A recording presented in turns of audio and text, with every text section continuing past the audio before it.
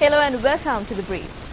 First up on Brief today, we take a look at what you, the fans, had to say on Sri Lanka's victory at the World 2020s. Had to win this T20 because they had the formidable team. Hip hip hooray! For Sangha! Hip hip hooray! There's nothing to say. So happy. No words to say. We are taking this time to thank to Sri Lankan team. This was a much awaited win for Sri Lanka and the whole of Sri Lanka. We feel extremely ecstatic. President Mahinda Rajapaksa was among those who added their congratulations to the team. A communique issued by the Department of Government Information noted that the President had congratulated skipper Lasith Malinga, who led the team to victory in the finals. The communique reads further that the President also congratulated all the other cricketers, including Kumar Sangakkara, for their contribution to the victory. Indian media reported yesterday that President Mahinda Rajapaksa thanked Indian Prime Minister Manmohan Singh on India's abstention from the Geneva vote. The Times of India reported that President Mahinda Rajapaksa had addressed a warm thank you letter to Prime Minister Manmohan Singh days after India disregarded domestic political pressure and chose to abstain from the vote on the resolution. The Times of India quoted Indian officials as saying that the decision to abstain from voting gives them greater flexibility to pressure Colombo on political devolution.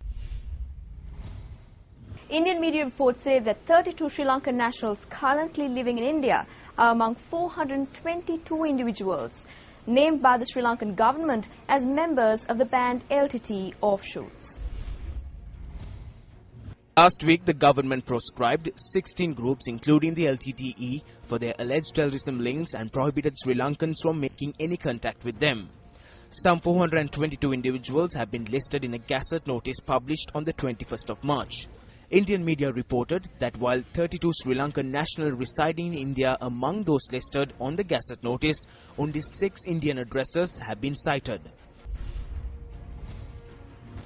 The first phase of the Indian election got underway in the northeastern state of Assam yesterday, with voters casting their ballots to decide the fate of over 1.2 billion people.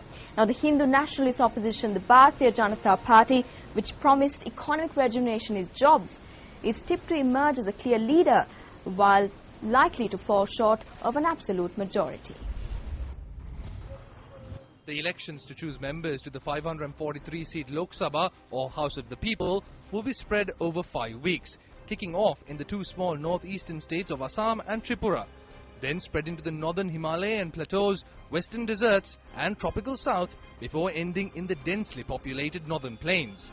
Surveys show that India's 850 million voters are said to inflict a resounding defeat on the ruling Congress party, led by the Nehru-Gandhi dynasty, after the longest economic slowdown since the 1980s put the brakes on development and job creation in a country where half of the population is under 25 years of age.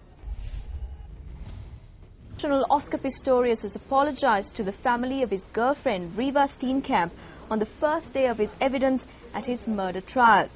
In a trembling voice, he said that he was trying to protect her and said he could not imagine the family's pain.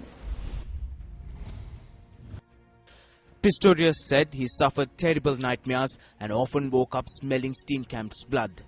Prosecutors say he killed her in February 2013 after an argument.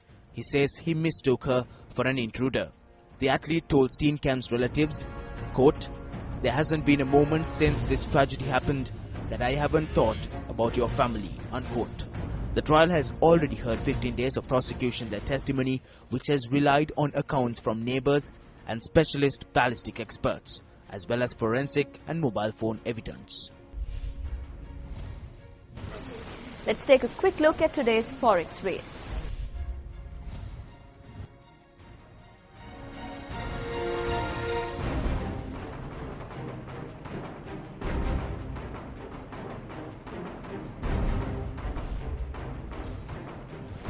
And that's a wrap of today's edition of The Brief. Remember, you can like and subscribe or even leave your comments in the suggestion box below.